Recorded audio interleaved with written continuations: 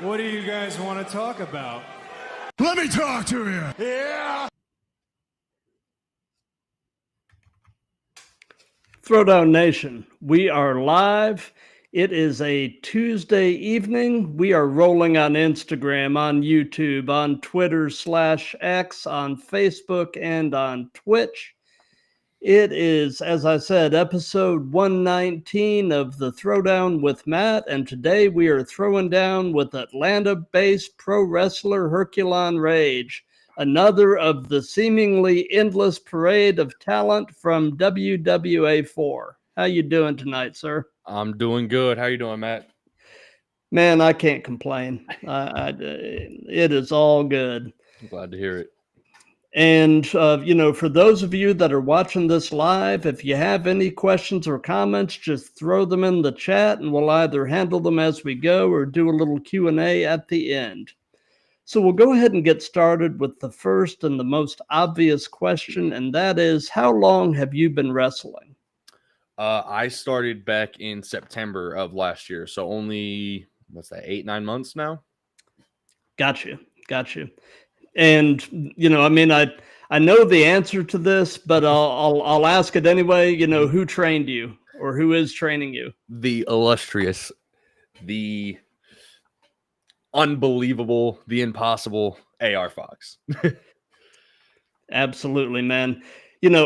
I have really enjoyed the run he's had recently on AEW. I'm glad to see him getting some TV time on there because, man, he deserves it. He is such an underrated talent. Absolutely he does. Every second of TV time he gets is not enough.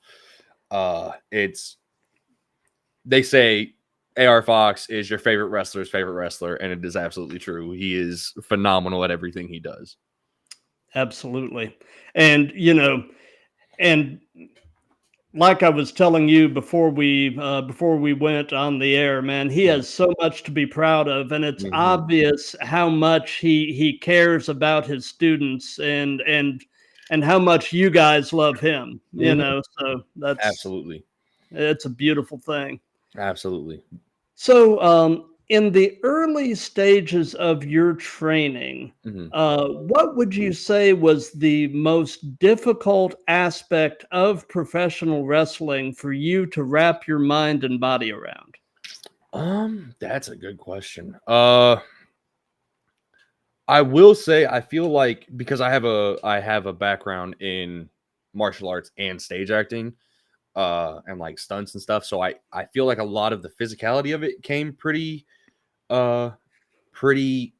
not easily, but that part of it wasn't as much. It was a lot more of the putting myself out there, of learning to embrace the extreme and the absurdity that is pro wrestling and leaning into being over the top. Gotcha. So you mentioned that you do have a martial arts background. What arts have you trained in? I have a brown belt in American Goju. Nice. Yeah, I trained for a few years, several years ago in Brazilian Jiu-Jitsu, and really enjoyed that. And for me, I had wrestled some in high school, so I was comfortable on the mat. So that just seemed like a logical martial art to play around with. Right.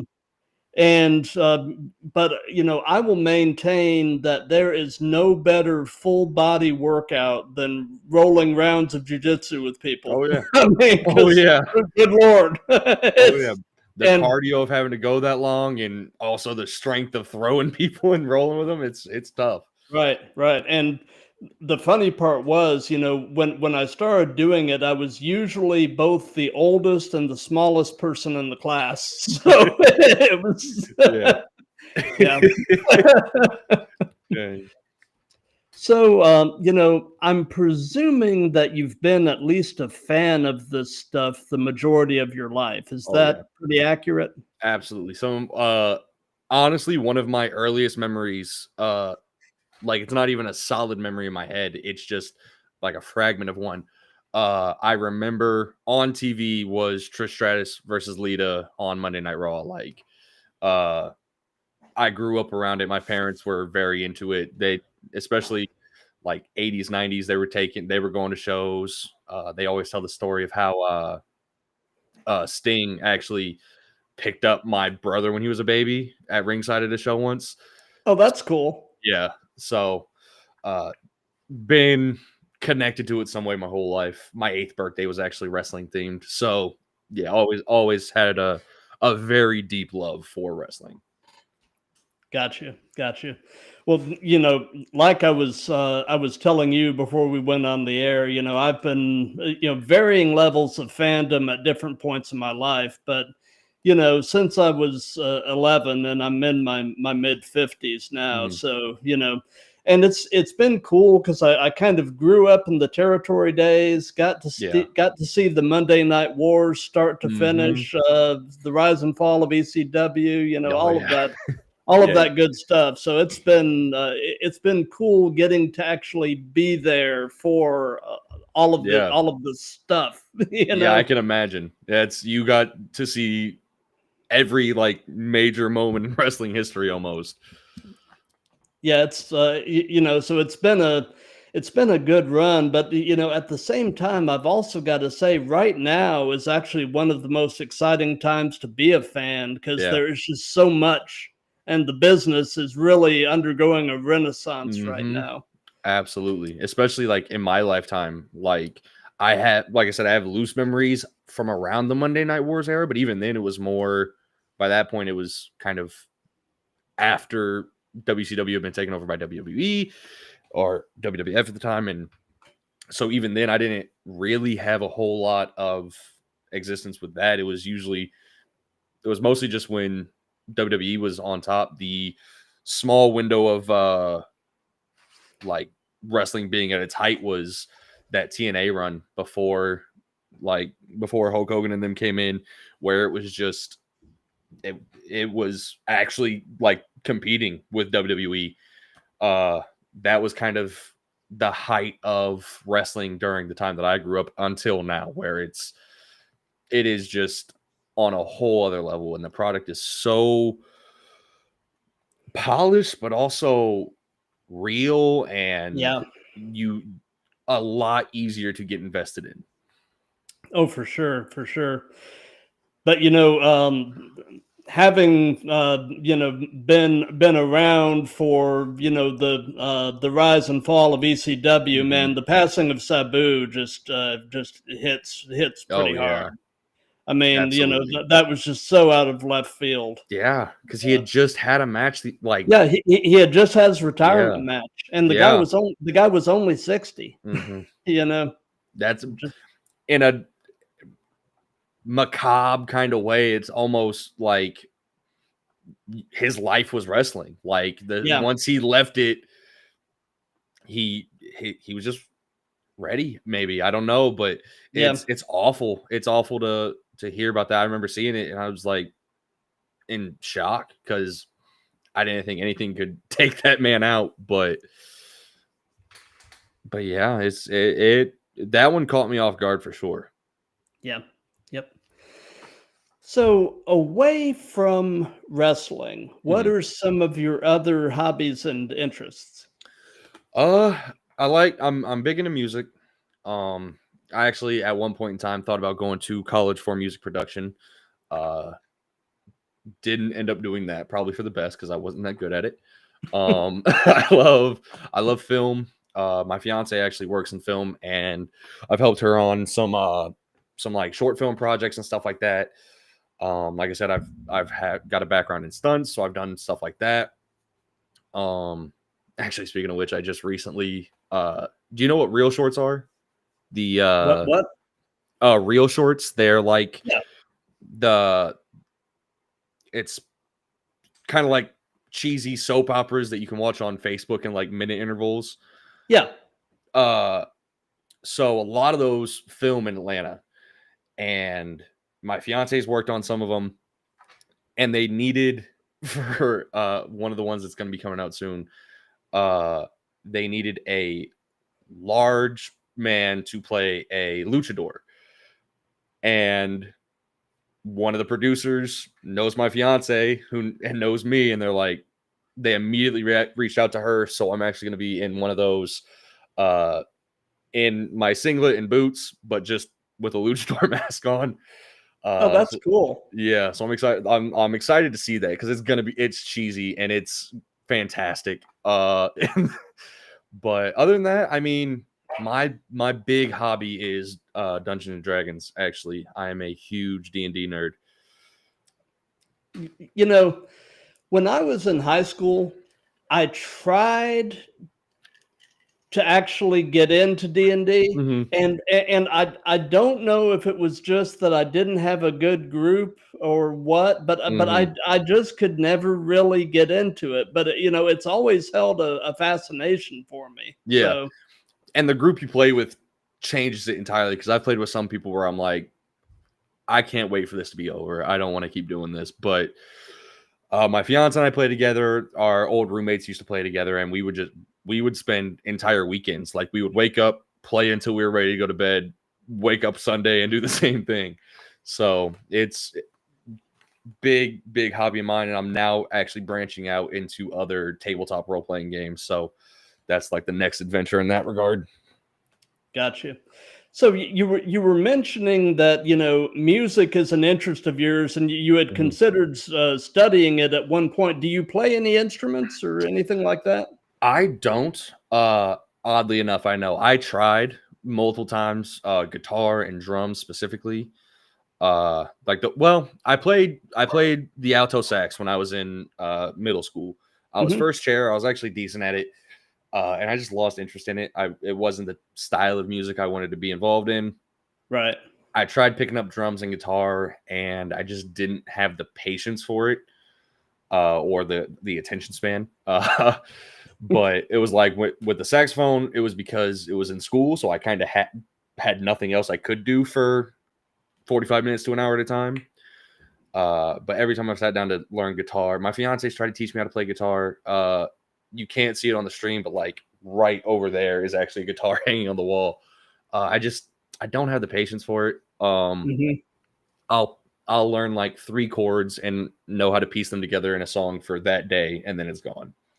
Gotcha. Yeah, my wife actually played tenor sax in high school. So okay. So, we're mostly a wrestling centric show here, but we do dabble a little bit into pop culture. So, are you by any chance watching or listening to anything cool right now? Because I'm always looking for recommendations. Yeah. Let's see. Because I actually just started watching Shameless. My fiance's been trying to get me to watch that for years now, and I finally sat down to do it. But that's old. Music wise, I know my favorite band is Dragon Force. They just came out with an album last year that is very, you can tell that they now have control of their music. They're no longer with a label because they have just leaned into their nerdy side a lot. One of the songs is directly related to Legend of Zelda. A lot of it just feels very video game-esque. That's Herman Lee's band, isn't it? I'm so bad with like artist names. I'm not sure. Dragon Force did Through the Fire and the Flames. Yeah. Herman Lee is their guitarist. Okay, yeah. Gotcha. Yeah. I'm that's one thing that too with like bands and stuff. Never like, I'm very surface level. I listen to the songs. Gotcha. I don't really keep up with stuff like that. Like, that was another thing with music. I was like, I love the music itself, but all of the like the behind the scenes stuff, the actual like working on the productions of it, the grind of touring or promoting or anything like that. With music, it was just like never quite enough for me to be willing to do it. Whereas now I'm doing wrestling, which has a very similar grind and self-promotion, but it's a lot more like, I have a lot more passion behind it, I'll say. Gotcha. So, outside of wrestling, what person inspires you the most and why? That's a good one. Outside of wrestling. Because I mean, there's people in my life that inspire me, obviously. My fiance is a huge inspiration. Because she has been a driving force behind me making a lot of change in my life for the better and actively like pursuing things. She like, my certification just lapsed, but I was a certified personal trainer. I had put off doing that for years because I was like, oh, well, I'm not quite in the shape that I want to be to like feel like people should pay me to hear what I say. But I was very knowledgeable in it. And she was like, just do it. Like, you're never going to be at the point that you feel happy with your body. So just do it. She's always been the one to give me the hard conversation that I don't want to hear, but I need to hear. So she's a huge inspiration to me. And she is relentless. Like, she pursues everything that she loves with, or she is interested in with zero regret or like holding herself back. Like, she couldn't even imagine. So her, and then as far as like pop culture and stuff goes and things of that nature, there's characters more so than actual people. Like, I know when I was first kind of getting the like I said, the hard part for me getting into when I started wrestling was a lot more of the, for lack of a better word, character aspect of it. And finding people that I could relate to bring out that side of me, I felt like was important.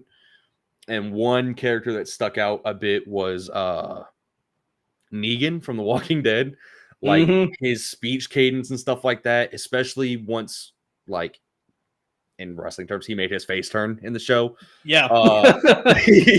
Like, that especially is where I'm like, a lot of that does come out when in my promos and stuff like that, where it's attitude, but just blunt at the same time. Like, I don't know. That was definitely a big inspiration for the character aspect of it. So yeah, that's my real life answer, and then my my pop culture answer as well. Gotcha. Yeah, man. Jeffrey Dean Morgan was amazing as Negan. I mean, you know, and I remember reading that. I guess he's to use the term, he's method, and apparently, preparing for the role, they basically shipped Lucille out to him, and for about 6 weeks he slept with Lucille, and just really embraced the whole That's thing, incredible. and I hadn't heard that. That's incredible. Yeah, he really basically absorbed Negan into himself. Yeah. And man, he was just great in that role. Oh yeah, I mean, anything that I've ever seen him in, I've loved him. He's always been one of my favorite actors. Yeah, for sure. So, you were mentioning your fiance. It sounds like you've got an amazing support system. Absolutely. So, in general, what does your family think about all of this? About you pursuing professional wrestling? They are all 1,000% supportive of me. I am very blessed in that regard. My fiance was actually the reason that I started. So the origin story, I guess, of me wrestling was I had just moved to Atlanta back in 2023.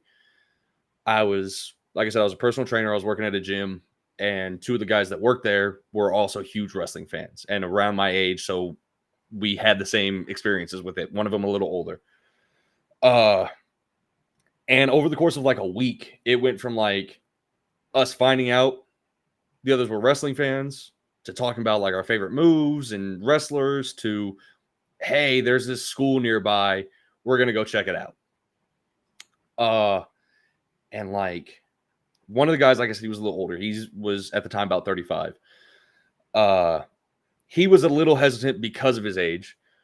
And then the other guy was the most like driven out of the three of us. And I was kind of like, yeah, I love wrestling. It'd be cool. But that was my childhood dream. That's not real. That's not something I'm actually going to do. But my fiance was like, no, you should at least go check it out. You never know. So she was pushing me to do that. She kept it in my head because I was having that kind of thought, but she was like, well, what would your wrestling name be? Or like, how do you feel like you would portray yourself as a wrestler? And like, just kept driving it. And so she was very supportive in that. And like, again, kind of telling me the things that I need to hear to actually pursue what I want. And then when I went to the school that I went to was A4, obviously, and we go our first day. And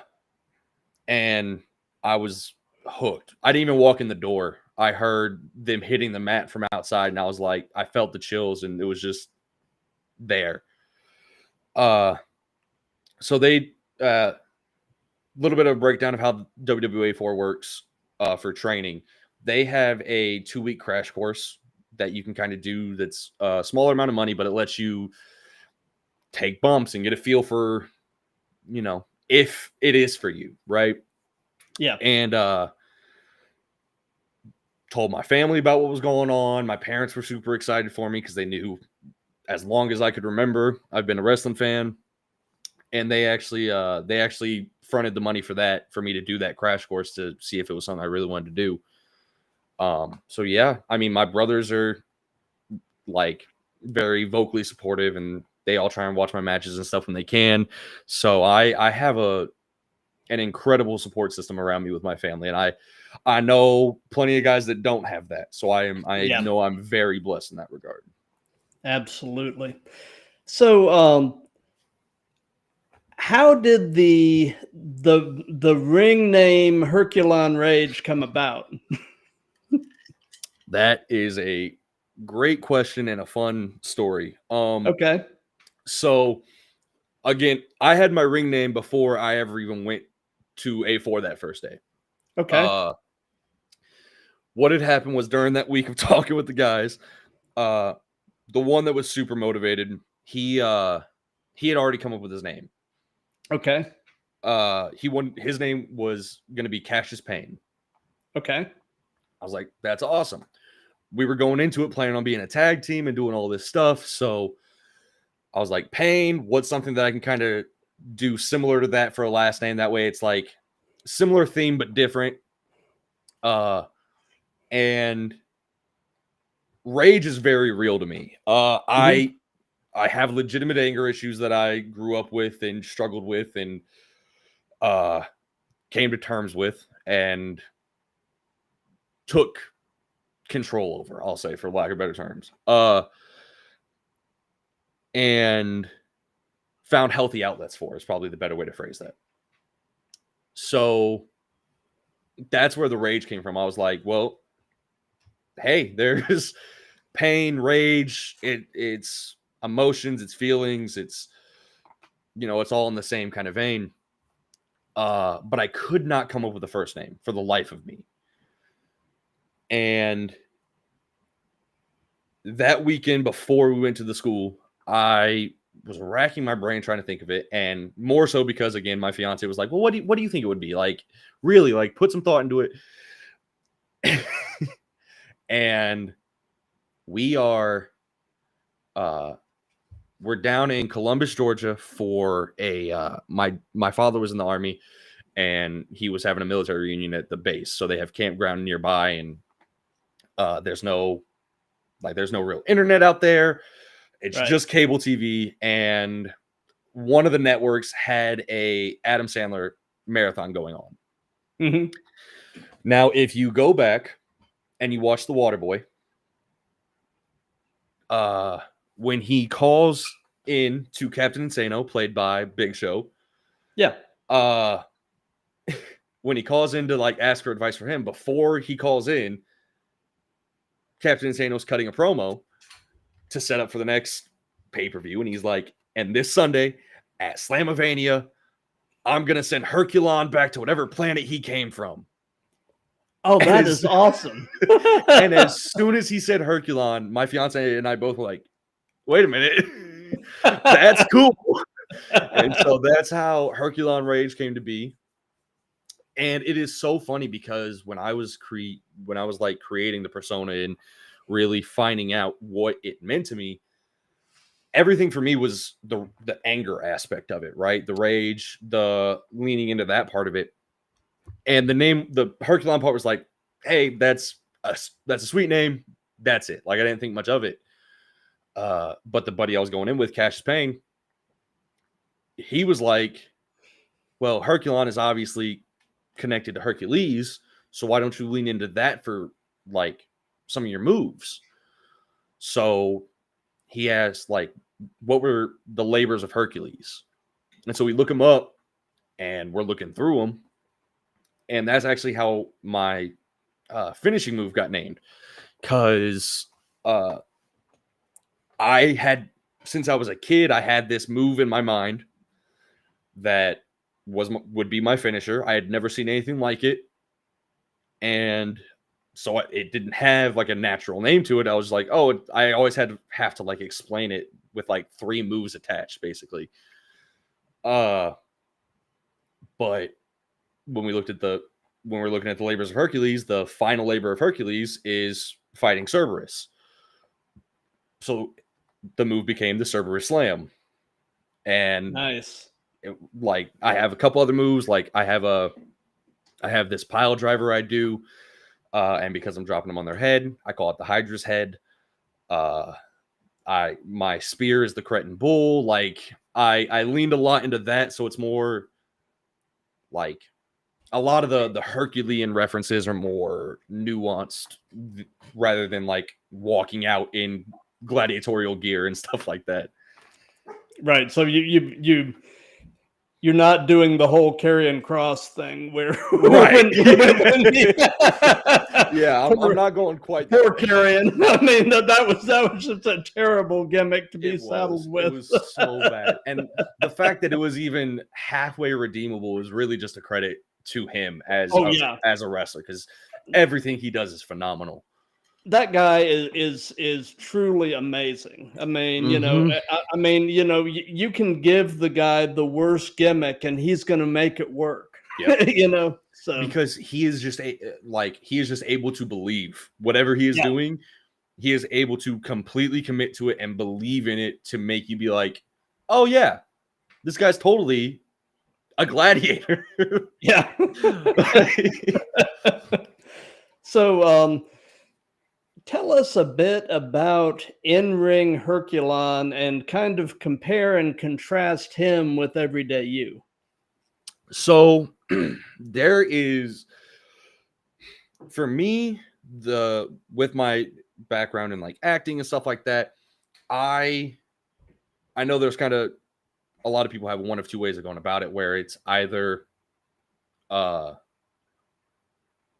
doing the exact opposite of you, like completely removing yourself from it, going the more method route, and changing yourself to be that person. Whereas I was always more of the opposite, where I find the piece of the character that resonates with me and I lean into that part of it the most. So that's why, again, Rage came from being my own anger issues. I lean into that, so that way it's real to me. Like, opposite of Karrion Kross, he is able to believe anything that he does, and he is phenomenal for that. And I hope to be at that one day. But I know, especially starting out, I needed something that was easy for me to buy into, and that there's a lot of crossover between myself and the gimmick, but I would say the main difference is the what's the word I'm looking for? The like certainty in myself. The the confidence, the ability to put myself out there and be more introvert or extroverted rather.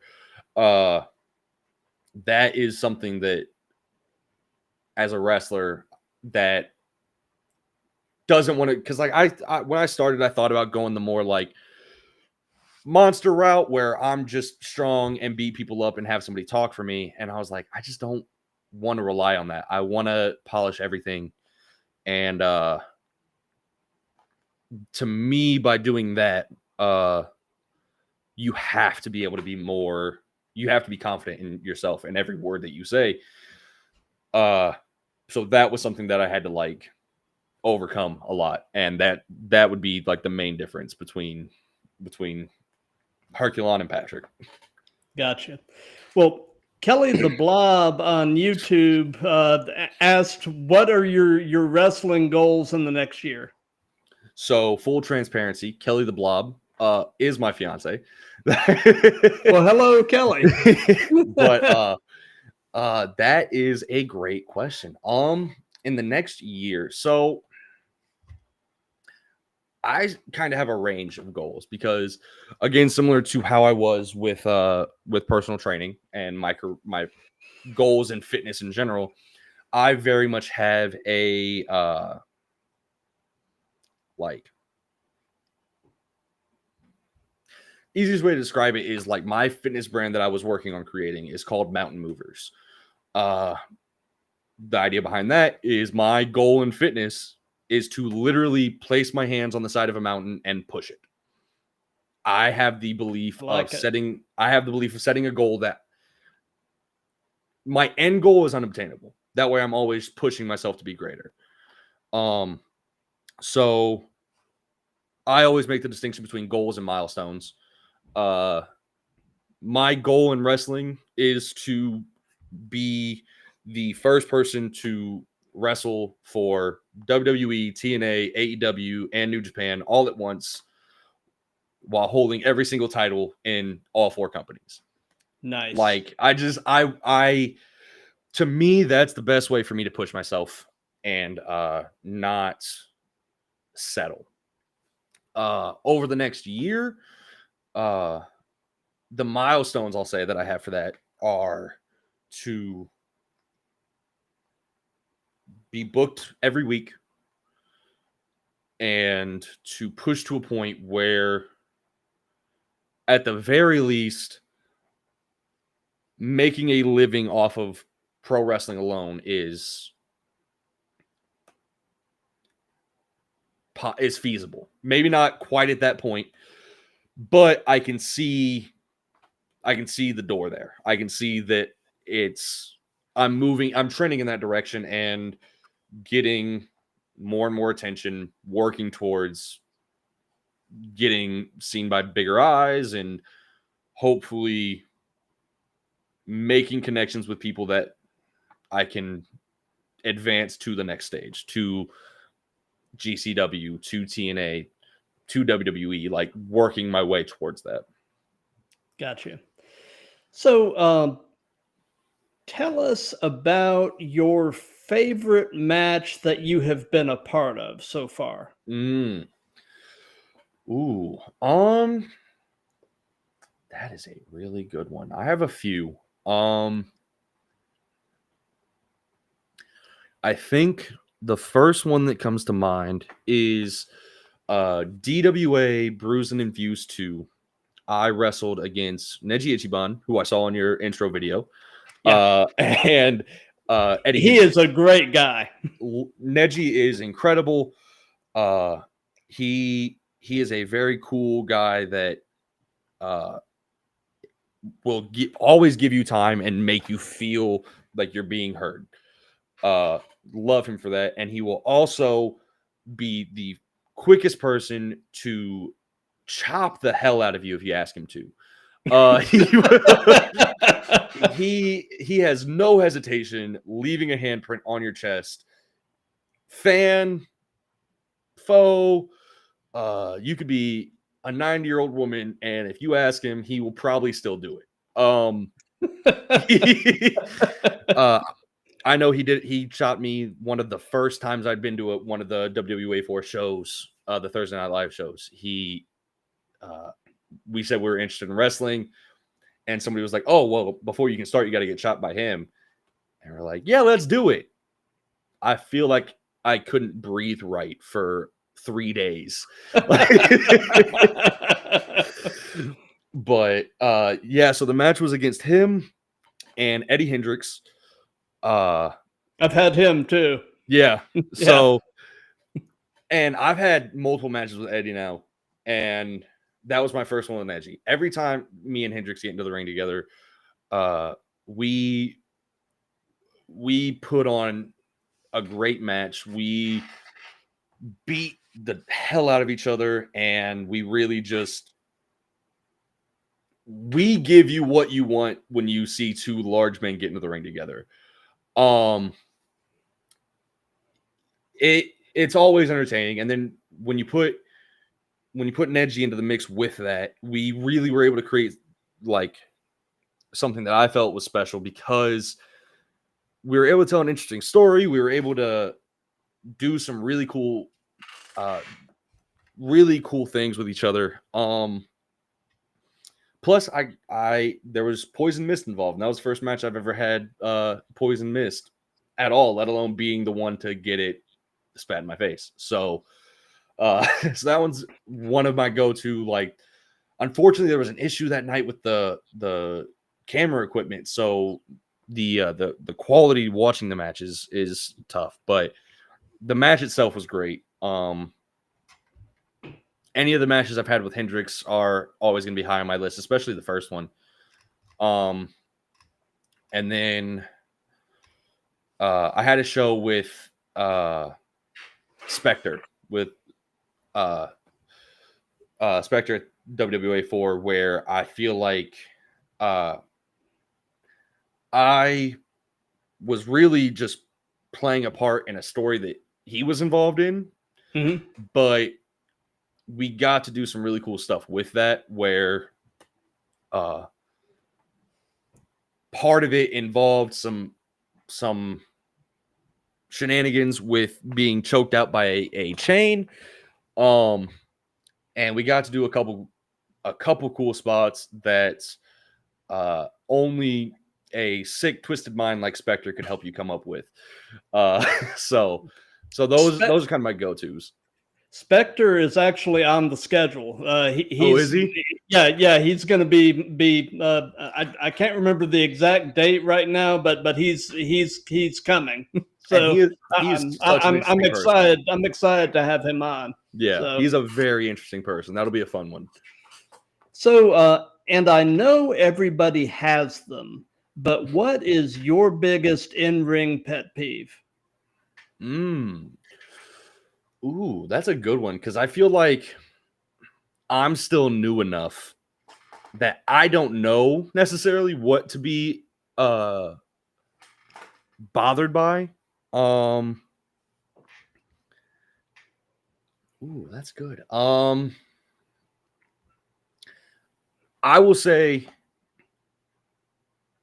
if it's a match I'm watching versus a match I'm a part of, it's different. If it's a match I'm a part of, some people pull their strikes and stuff. And when that happens, it can be hard to work right with each other. Right. I'm trying not to get too shoot into the conversation, but it's stuff like that. I don't obviously, don't just punch me in the nose, but I also don't want to be able to like watching the match back and realize that your kick or your punch or whatever should not have fazed me. I should not have reacted to it at all. But because I didn't see it and didn't see how it was done in the moment, I reacted to it the way that you would. Right. So that's my biggest in-ring pet peeve with the person. Watching the product. My biggest thing is intensity. Yeah. Way too often, you especially notice it on like lockups and things like that, or chaining, anything that starts in like the beginning of the match. There's just not that intensity behind it. Some people look like they're moving in slow motion. You can tell they're just kind of going through the movements. And I'm just like, don't do it. Like, if you aren't going to commit to doing it, don't do it, because all you're doing is making everything look bad. You're making the entire show look bad, because the second that somebody is watching and they are taken out of the show at any point, they're taken out of the show for the rest of the show. No matter what happens on the rest of the night, if the opening match made the person actively think, oh yeah, this is choreographed, that's gonna be in their mind for the rest of the night. Right. Unless you do something incredible, you're not going to take that thought away from them, so it sullies everything a little bit. Yep. You don't have a second chance to make a first impression. Exactly. Exactly. So yeah, it's just that kind of thing is just, I've told a couple people this that are even newer than me, but they're already in a solid position. They're getting bookings, and I'm like, the thing as a fan, because I try not to give, again, I'm not a veteran by any stretch of the imagination. I'm not even out of my first year. So any advice or any notes or anything like that I give, I always preface with, it's from the viewpoint of a fan, or it's from the viewpoint of somebody going through the same thing you're going through right now. And I always tell them, like, as a fan, the reason that your match is entertaining is because, sure, there are things that you don't do correct, but you do it like you believe you're doing it. You don't hold back. You don't doubt what you're doing. And you look like you're actually trying to hurt somebody. So that gives it a believability that even somebody that can be way more talented, that can be way more crisp in execution and things like that, isn't as entertaining, or isn't as, in my opinion, deserving of being booked, because watching two people poorly fight each other, but it looks like they're fighting each other, would be better than Omega versus Ospreay walking a match, because you believe it. I'll go to some real shindy, 3 people in attendance, the ropes look like they're from the 80s match, where the two guys wrestling are in their 50s and they've never actually stepped in the ring before, but they look like they're trying to kill each other. Yeah. That's way more entertaining to me. Oh, for sure. For sure. Like, it's such a better experience when you can actually believe what's happening. Absolutely. And I was noticing, over in the YouTube chat, there's a couple of additional questions, and actually those are actually coming up in my repertoire of questions. So we will get to those. Awesome. So if you could only be one, would you rather be great in the ring or great on the mic? I would say great in the ring. Specifically because you're saying great on the mic. I believe you can do a lot of things in the ring that are not only impressive and incredible, but that can also still tell a story. Because as much as I love pure wrestling, again, like Omega versus Ospreay or something like that, is always going to be incredible to watch. There is an innate part of wrestling that is storytelling. It is getting people to buy into the narrative rather than just the match.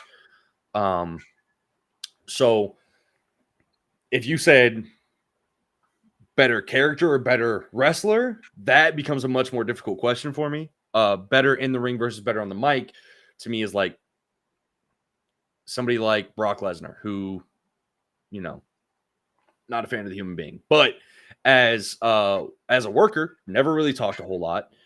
Yep. Paul Heyman as a mouthpiece helped a ton, but when he got in the ring, it wasn't just doing wrestling moves, it was still telling a story. He was still able to perform and further a narrative that is a very important aspect of wrestling still. So I do think you can be a great, obviously you can be a great wrestler, but I also think you can still be a great character and an important part of a narrative without being the best on the mic. Gotcha. That question has actually been fun because I've asked it in pretty much all of these that I've done, and it's been about a 50-50 split. And everybody always has a reason why they and it's just interesting hearing everybody's perspective. You know. Well, and to play devil's advocate with it, you could absolutely make the argument that if you can't cut a good promo, if you can't talk on the mic and get a crowd to buy into you, that you're never going to make it. Like, you're not going to make it anywhere. You're not going to make it to the WWE. You're not going to make it to like AEW, maybe, because they care so much more about the pure wrestling aspect of product. Yeah. Like, that's a chance, but it's going to be so much harder for you to get bookings on the indies and stuff like that to get to a point where you're seen by AEW. Right. So you could absolutely make the argument that as far as having a successful career, being great on the mic is more important, because you could look at, I'm not going to name names of people that can't wrestle super well that are very successful in pro wrestling because they can talk and you buy into what they say. I just feel like there's a lot more grace, especially at lower levels, for not talking as well, but being a great wrestler. Yeah. Yeah. And that to me is why it's so much more important, because again, at lower levels, you're not really sending clips of your promos off to bookers. You're sending matches. And then at higher levels, you could get Paul Heyman's, you can get mouthpieces that can do that aspect of it for you, and sometimes it's even better just for that. Right. So in terms of your in-ring work and your promos, who or what would you say are some of your influences? Who has helped shape Herculon Rage into the monstrosity that he is? Gosh, that's tough, because there are so many pieces that it's hard, because it comes from decades of being a fan, right? So I have to always give credit to, like, Shawn Michaels, Undertaker, Jeff Hardy, Triple H, John Cena, like those that I grew up with because they were just part of what I watched. Austin, Rock, like they will always play a role, but they aren't necessarily ones that I watch now to attribute to it. They aren't necessarily like, they aren't forming movesets. They aren't playing a part in like the in-ring psychology of what I'm doing necessarily.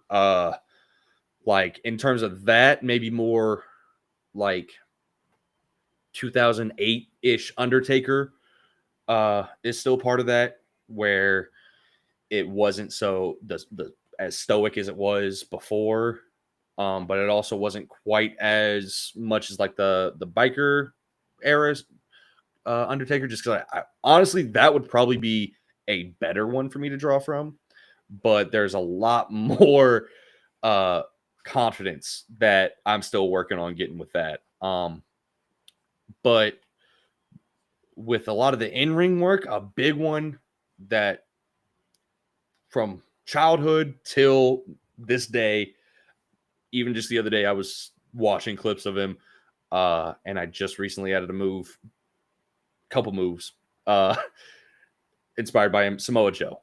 To me, Samoa Joe is not only one of the greatest of all time, but one of the closest that I can pull from, that I also, in some regards, have to actively avoid pulling from, because I feel like it would be far too easy for me to become a Samoa Joe wannabe. I was going to say clone, but it's really a wannabe. Like I do the suicide dive, like the suicide forearm. I do my own version of the cross faces. And I just do you do the muscle buster? I don't do the muscle buster. That is one that I've wanted to do, but I've actively avoided doing because I feel like that's obviously Samoa Joe. Like that's too far. Because it was not last Thursday, because was it? No, because there wasn't a show last Thursday. So the Thursday before at A4, there was a big 10-man match for the main event that I was in, and I debuted a move that I'd had kind of in my pocket for a long time, but I hadn't had a chance to actually do. That is my direct, like, hey, I'm inspired by Samoa Joe. And it's kind of I take it from his walk off, like somebody goes for a dive or a jump or something like that, and he just steps off. My kind of ode to him is somebody goes for Hurricane Rana, and I just throw him off me and walk away. I don't even remember how exactly I thought of it. I know I'd been watching Samoa Joe, obviously, and it just came to me one day. I practiced with this guy like once, and it was like, oh yeah, I can easily do that. And so I finally got to actually debut it, and I was so excited with how it looked and the reaction from the crowd, because they loved it. And it was one of those things where, to me, it's a moment that it's part of wrestling, but it's so removed from wrestling that the crowd is going to remember that. There was a similar moment in that match with Neji and Hendrix that I talked about, where Hendrix and I headbutt each other and we're both dazed, but we end up like on a hand and knee. And so we get into a football stance because we both have a football background and charge each other. And that's just one of those moments where, no matter whether this is the very first match you've ever watched and you joined halfway into it, or you've been watching wrestling your whole life, that moment is going to stick out to you because it's part of wrestling, but it's also removed. And that's why I like that move, because it's just like, you're going to be like, oh, wait, that's not what's supposed to happen there.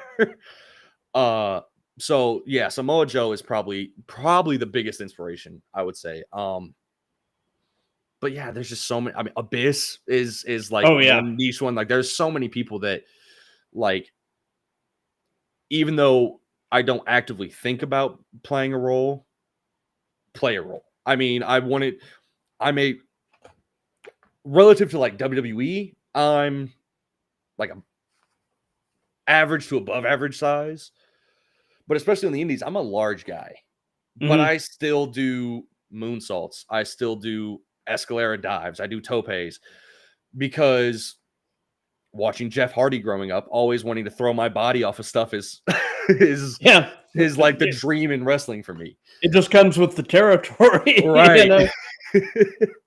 So, do you have an all-time favorite match as a fan? A match that you can have watched it a million times and it just never gets old, and you always find yourself gravitating back to it. What is it? This is the easiest question you've asked me, and probably the easiest one you will ask me. Shawn Michaels Undertaker WrestleMania 25.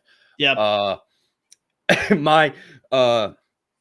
So my fiance and I actually just had a kid. She turned 2 months old a couple of days ago.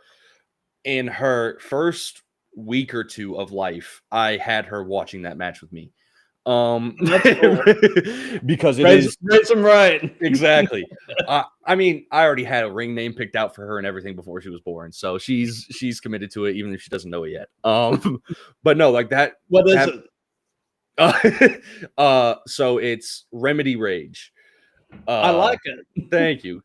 Remedy was a name that, like, before we got pregnant and everything like that, we were like, we had thought about, and then we kind of just outgrew it as like an actual name, but we still loved the name. So I was like, hey, now it's an alliteration and it flows with rage. So yeah. About 18 years from now, keep an eye out for Remedy Rage on the indie. Absolutely. That's awesome, man. Yeah. But and you know, I can tell you from experience, and I'm sure you're experiencing it already. There is nothing like being a dad. Mm-hmm. I mean, you know, oh yeah, it's beautiful. Yeah, I never planned on having a kid. My fiance and I were both happy being aunts and uncles. But it was like, when we found out, there was about I say there was about a 48-hour window where I don't remember existing. Life was a blur. And then there was this moment of coming to where, like, a song that I've heard a million times on the radio played, and radio on my Spotify played, and it like hit me differently because it's about being a dad. And that was the moment where, like, I was still terrified, but I was also kind of excited. And now it's like life before having her, even though it's only been 2 months, life before her existence doesn't feel real. It feels like a whole lifetime ago in itself. So it's incredible. That's awesome, man. Yeah. But back to the question. Shawn Michaels, Undertaker, WrestleMania 25. I remember that was one of the, growing up in a family that was not wealthy by any means and did not have a whole lot of spare money. One of the first pay-per-views I ever watched. I think the actual first one was, or at least the first WrestleMania, I think, was Shawn versus Ric Flair in his retirement match. Oh yeah. But I love you. I'm sorry. Boom. Yeah. Yeah. It's like Old Yeller. Oh my goodness, it is. Oh, I never even thought of that. That's great. But yeah, like it. But there was just 25 was just perfect to me. That is the perfect wrestling match. There's story. There's incredible wrestling itself. It's raw. It just,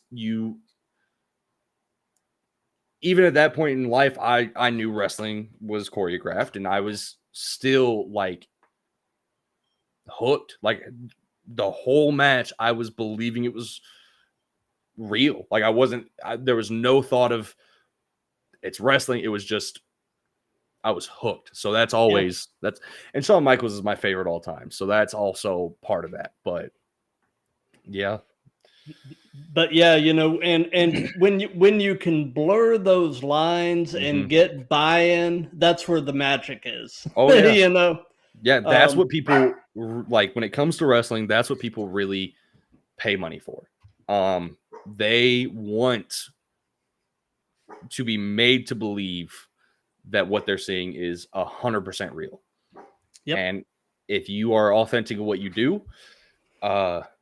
you can get them there. As long as you are 100% authentic in what you do and who you are, and you are wrestling with somebody that is the same way, which is what you got there. You have two people that, even though one of them is, his character is that he is dead and has magical powers, and the other is a 40-something-year-old man that still comes out to a song saying he's a sexy boy. but you are, they both believe it so much and so genuinely that you do too. Yeah. Absolutely. So yeah, that's always my go-to match. So, in your opinion, who are the best male and female wrestlers in the world right now? That is very tough.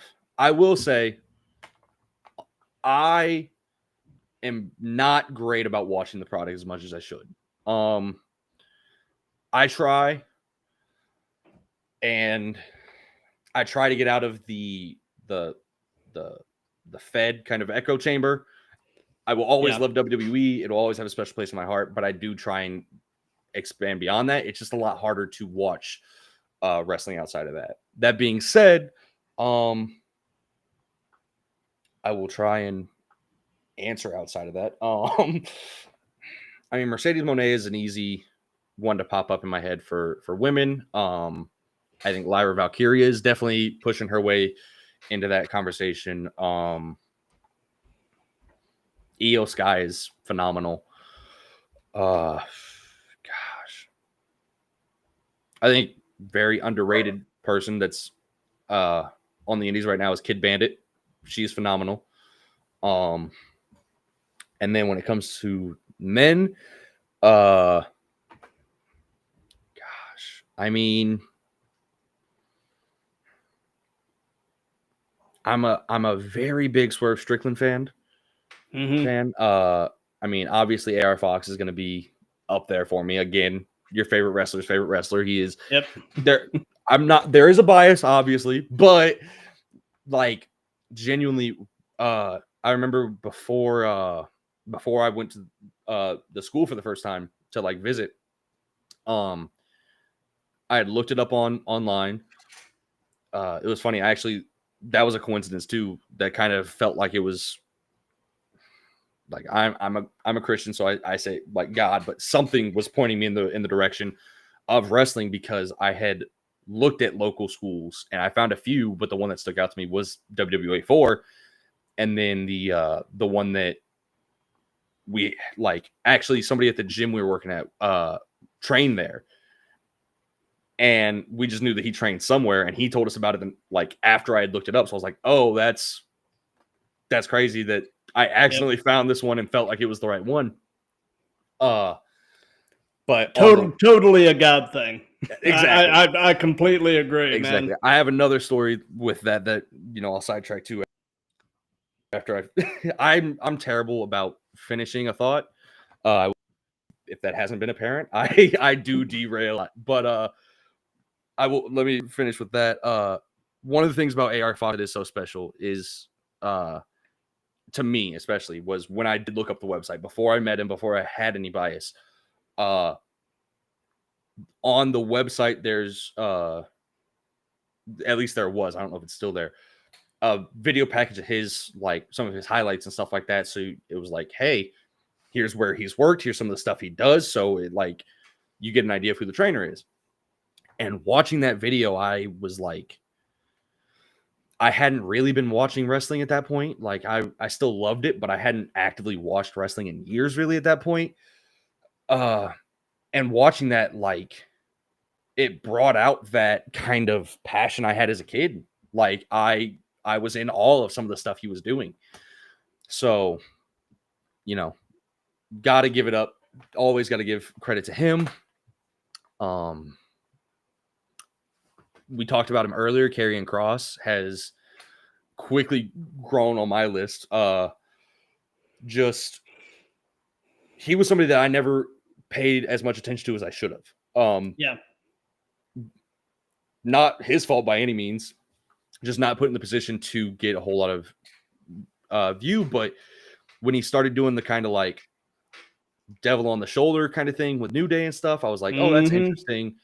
But what really got me was that match with AJ, where it was like, oh, it's less of like a devil on your shoulder and more like somebody on Twitter, I think, equated it to, I don't know if you watch Marvel and stuff like that, the TVA in Loki, where he knows the correct timeline. He knows what's supposed to happen, and he's actively trying to put the pieces in place to make sure it happens. And I loved that. I loved that explanation of it because I was like, that is way more interesting to me than the guy that's like trying to get you to do evil. Yeah. Being like, no, I know that these guys need to be bad, but AJ has to commit to this so that way Logan Paul of all people doesn't get like more success. Right. Way more interesting to me. And that made me start looking back at his stuff. I'm like, oh my God, he's always been phenomenal. The guy is just brilliant. He is. I mean, and that promo he cut after WrestleMania, I was like, oh yeah. That, I mean, and that was not Karrion Kross, that was Killer Kross. Mm-hmm. I mean, absolutely. Yeah, so I gotta put him on the list. Yeah, I would say those are kind of the ones in the top for me. But yeah, I think that's those are the names that immediately come to mind. Gotcha. So, and this can be present day or past. Who would be a dream opponent? Who would Herculon Rage love to share a ring with? Ooh, because there's a lot of guys I think would be fun to work with. Yeah. But for me, when I think of like, because like, again, an easy answer is Jeff Hardy or Shawn Michaels. They were my favorites growing up. Right. But I think a guy like Samoa Joe or Karrion Kross. I think about even I actually feel like you and Kross would actually have a good match. Yeah. I mean, you're both of similar physical size. And I think you both do a pretty physical style, so I can see you guys having a banger. Exactly. So that's what that's where it's crazy to think about, because this time last year, before I really started training, my immediate thought would have been, oh, Shawn Michaels, AJ Styles, Jeff Hardy. But now that I'm in it and I've worked some matches and I know the kind of style that comes to me naturally, yeah, I'm like, I know I'd be much more likely to put on a very good match with a guy like Karrion Kross or Samoa Joe, where we can just kind of just beat the crap out of each other and just hit each other. Right. Even another one that comes to mind is like Oba Femming or Almost. Like, I also I like working against bigger guys. That was another match that I enjoyed working, was against Tyler Stevens, The Wall. Mm-hmm. He entered him in. I also just recently had one against Moses. They're working against guys that are big and bigger than me is always fun to me, because I think, especially with the Herculean kind of aspect to who I am, there's cool ways to tell a story in somebody that's strong overcoming somebody stronger. Yeah. The moments of John Cena hitting the FU or the AA on Big Show, picking up multiple guys, like those are the moments where it's like they're all inspiring, and I think that can always be entertaining. So I would say that's kind of my short list of people that immediately come to mind. Gotcha. So, you've been doing this long enough that this probably at least somewhat applies. Mm-hmm. And so I'm going to ask this: what hurts right now? So right now, actually, my ankle. Okay. It was feeling better. So that same match from 2 weeks ago on Thursday, where it was the 10-man multi-man match. I did a suicide forearm onto a crowd, and I just landed weird, and my ankle rolled. There was a pop, and there was a few seconds where I thought I actually broke my ankle, and I was worried. But thankfully, as somebody that grew up playing sports and stuff like that my whole life, I have done enough damage over time to all the cartilage and stuff in my ankles that I don't think there's anything left to actually hurt. So it was better quick, but I was like, at the very least, I'm getting through this match. I tightened my boot up and kept going, but thankfully, a couple minutes and the pain itself was gone. It was just it's been feeling stiff for the past couple weeks, not necessarily hurting. And then today, my fiance and I were getting rid of a couch, and we just somebody was giving away a couch, so we got that. And in the process of moving that around, I somehow rolled the same ankle like 4 times, and so it's hurting a little bit right now. But I have been granted, like, I haven't had a long career by any means yet. I'm still in the first year, like I said, but I have been blessed to mostly avoid any kind of injuries. The 2 main ones that I've gotten, thankfully, I'm recovered from. I did get a concussion in a match.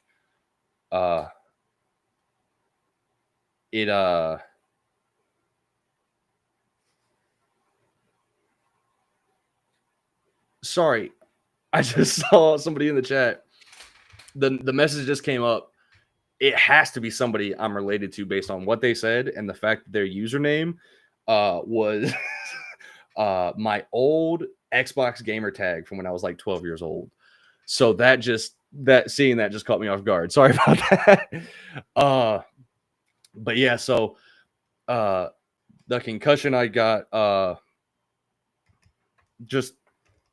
did a tope over the top rope, got caught, but like I landed weird on them and I dropped straight to my head. Thankfully it was mild. I didn't even go to the hospital for it. It passed. And then the worst injury I had so far that I'm fine, like took months for me to get through, was on Halloween of last year. I had a match at WWA 4, their Wicked show, with Teriyaki, and he went for a tope, and I was in a weird spot where, like, I had to adjust, and when the way I was when I landed, my elbow kind of spiked the concrete, but it like jolted my shoulder real bad. And my shoulder was messed up for months. Like it'd start to feel better, and then I'd sleep wrong, and it was like it was like day one all over again. But it's finally at a point that it's not bothering me, and because I said that tomorrow it'll be hurting again.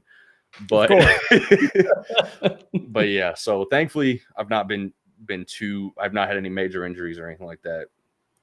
Got you.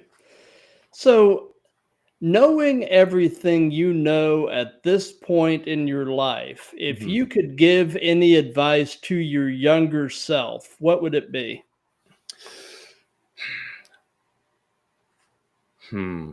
Probably I mean, it's kind of been a theme with what I've talked about so far.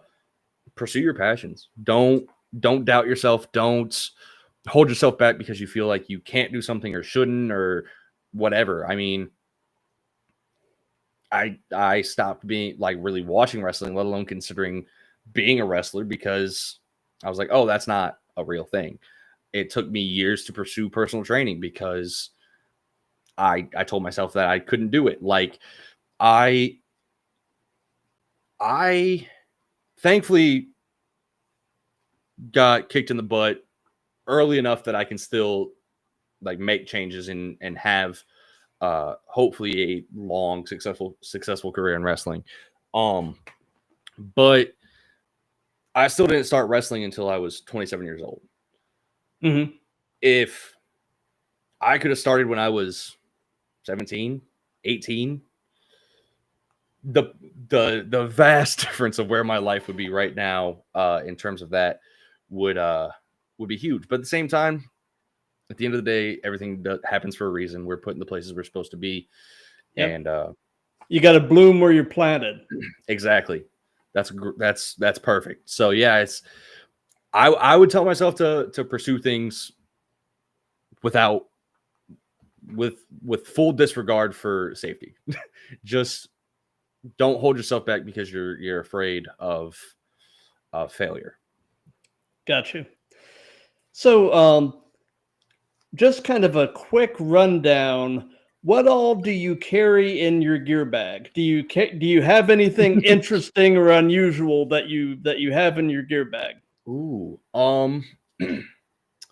let's see. Well, I mean, I have I have the usual. I have obviously my actual gear. I have tape. I have athletic scissors, the ones that like the tape cutting scissors specifically. Yeah. I usually carry.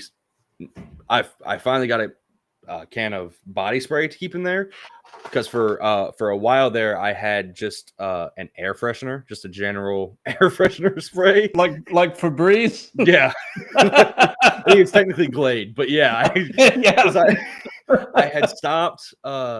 Like I'd run out of spray, and I was at a point where I wasn't wrestling frequently enough that I really needed spray or anything like that. I was able to wash my gear between everything. And then there was a weekend I had Thursday night at A4. I had a show on Friday, a show on Saturday, and then a show on Sunday. So I was like, I physically can't wash my gear that much. Yeah. So I made sure to wash it before the first show. And then I had time Saturday before the show. So I was like, at least I washed it twice in that weekend because I hate smelling bad. My whole life I've hated smelling bad. So I was getting spray for that weekend. So I had it just to make sure. But I was in a rush to one of the shows and didn't have time to like stop at a specific place. But there was a gas station right next door. So I stopped there and I was like, didn't expect them to have anything, but hoped they'd have some kind of body spray or something. And all they had was a can of Glade. So I was like, hey, it's better than nothing at least. But so I finally got a new can of body spray to replace that. I have a lucky coin that I keep in it. I got it at the Parthenon in Nashville, which is kind of funny because the Parthenon is an ancient Greek structure and unintentionally fits the gimmick. I was going to say it goes along with your gimmick. And I have kinesiology tape, but I don't use it for its purpose. I don't use it for muscles or anything like that. My knee pads don't stay on my legs. I bought the biggest size knee pads that they have, and they're still a little too small. So I get them in place, and then I use the kinesiology tape to like tape it half on the knee pad and half on my leg, so that way it'll hold the knee pad in place. I think the lucky coin is probably the most unique thing now that the can of Glade is out of there. Very cool. Very cool. So do you have any pre-show traditions? Any things that you try to do consistently before you walk through the curtain?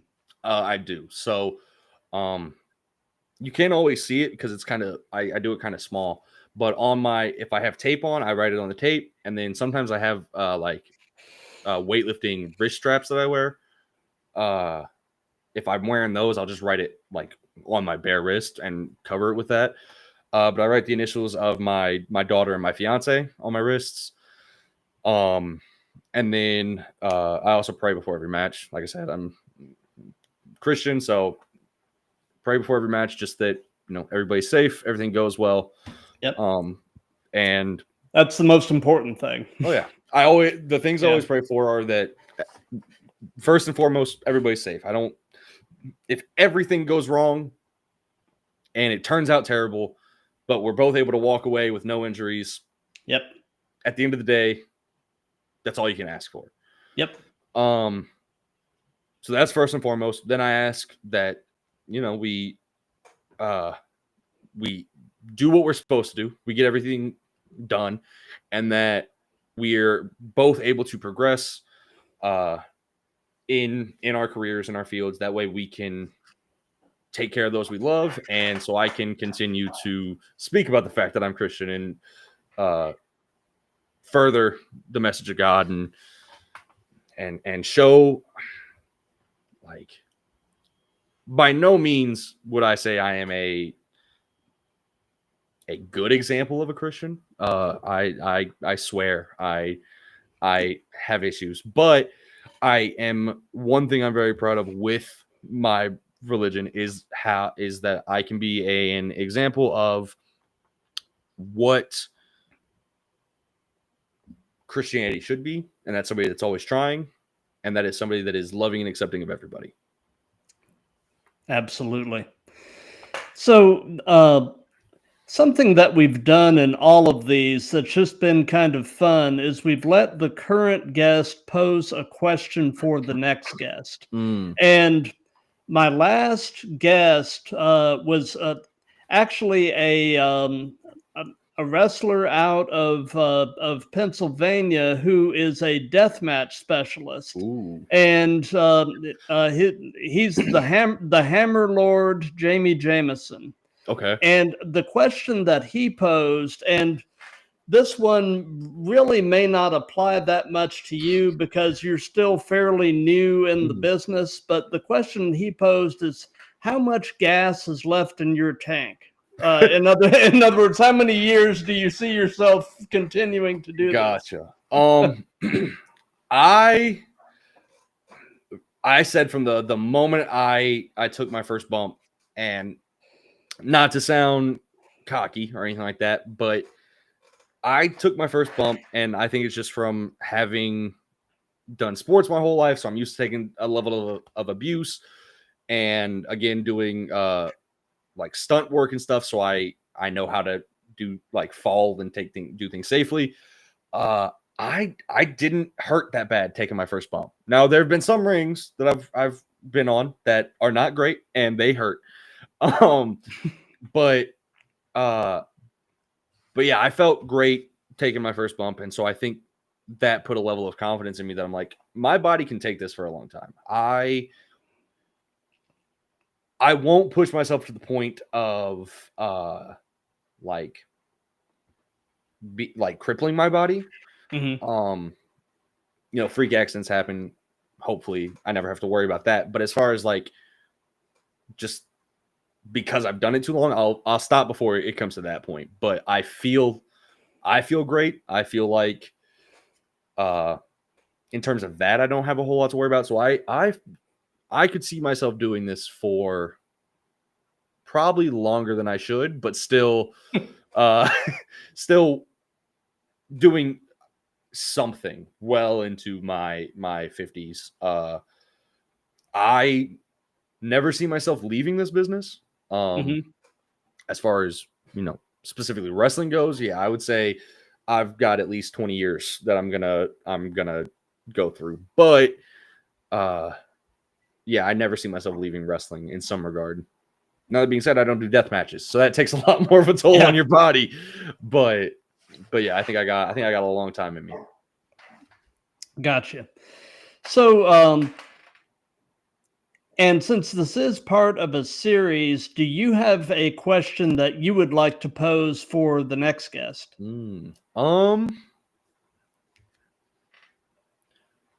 Yeah, let's who is that the one I want to ask?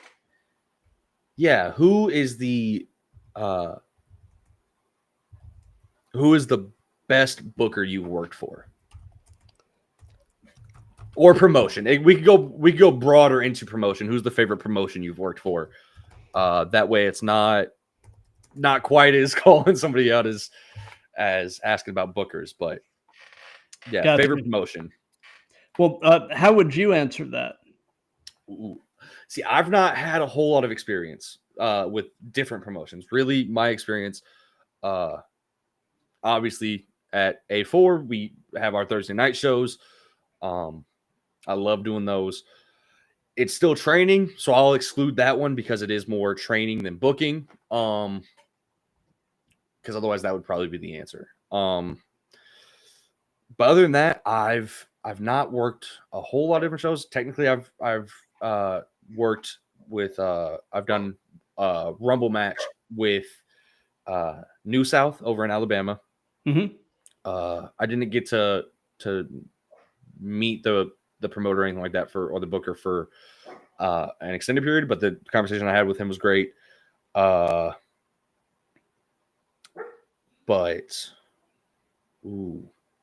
See, this is kind of a mean question because now, now I got to kind of put somebody on the spot. And who do I think is more likely to change their bookings based on what my answer is? But no, I've been fortunate enough to so far only work for great people. I love both of the people that I like, the bookers that have worked with me.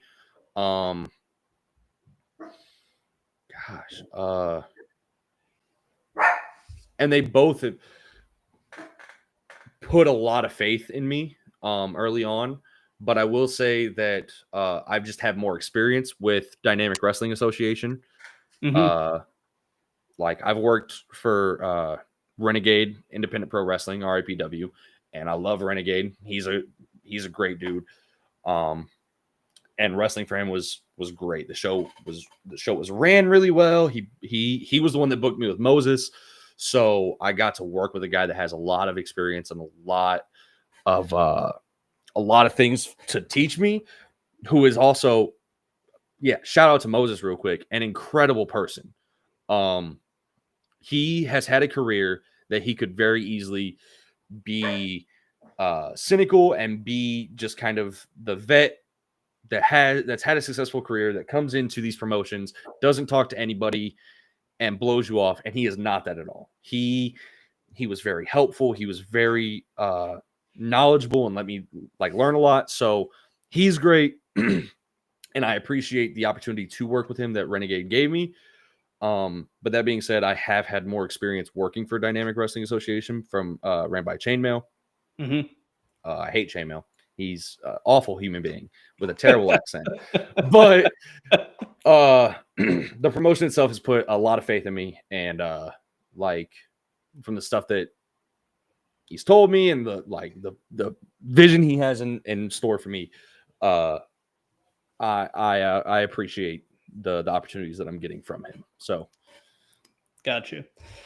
So we're getting toward the end of things now. So do you have any upcoming shows or anything at all that you'd like to give some hype to? Yeah, absolutely. May 24th, I have a show. I believe it's Memorial Day weekend, but it's going to be at the Wild Wings Cafe in Alpharetta, Georgia. That will be with Dynamic Wrestling Association. And then they also have a show Father's Day, so June 15th.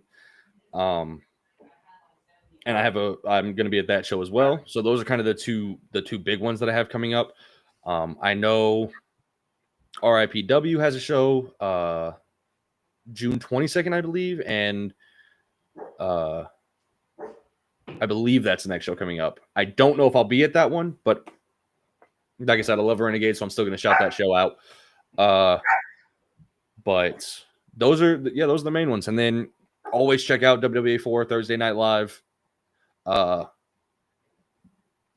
Somewhat irregular, especially now that, like you said, Fox is getting a lot more TV time and a lot more booking. So it's not as he's unfortunately, that's the one downside, is he's not able to be there as much for those shows. And he takes way too much pride in the school and all of us to really not be there when a show is being ran. He still able to train and stuff like that, and that's great. But even that he was nervous about doing. I'm sure, because that school really is his baby. He loves that school, and he really wants to put out the best of the best. He wants to put his time into it. He wants to put his time into you when you train there. And he is very committed to what he's doing there. So not always able to have a show on Thursdays because he wants to make sure that he's there for him. But every Thursday, check out the social medias for the WWA 4. And if there's not a show, it'll be said. If it doesn't say anything, then there's a show, and check us out. Gotcha. Well, as far as what we've got coming up here on the Throwdown, tomorrow night, Wednesday the 14th at 7 p.m. Eastern, I've got a rescheduled episode 115 with a wrestler by the name of Andy Lee Ray. Thursday, the 15th, at 7 p.m., I've got episode 120 with a wrestler by the name of Blade Brown. And then this coming Sunday, the 18th, at 7 p.m. Eastern, I've got episode 121 with a fellow wrestling podcaster by the name of Gage Vineyard, the Cincinnati wrestling enthusiast. All right. So, and I've got a bunch more coming down the pike, but I try to sort of announce them roughly a week in advance. So, definitely keep an eye on my socials, because there's a lot of cool stuff coming. And speaking of my socials, I've got a QR here for my link tree that has all of my various social medias. I've got a link here actually to the Throwdown merch store that has some shirts, coffee cups, etc., etc. And then also, if you like what we've got going here and you want to do a little something to help offset production costs, that's the QR code for the buy us a coffee. And before we wrap this up, do you have any final words for the audience, Herculon? Keep your eyes on me, because I'm gonna keep growing and I'm gonna keep doing my thing, and you'll be able to say you knew Herculon when, right? Absolutely, man. And for those of you that have been watching this live, thank you. For those of you that'll be seeing this on replays and such, thank you for that. Mm-hmm. If you like what we've got going here, do the old, use that QR code and do the old like, comment, share, and subscribe. This thing is really growing, and I'm excited to see it continue to grow. Absolutely. And like I said, I'll be back tomorrow night with Andy Lee Ray. And in the meantime, be good to each other, love each other. Remember that Jesus loves you. Absolutely. And we will see you tomorrow. And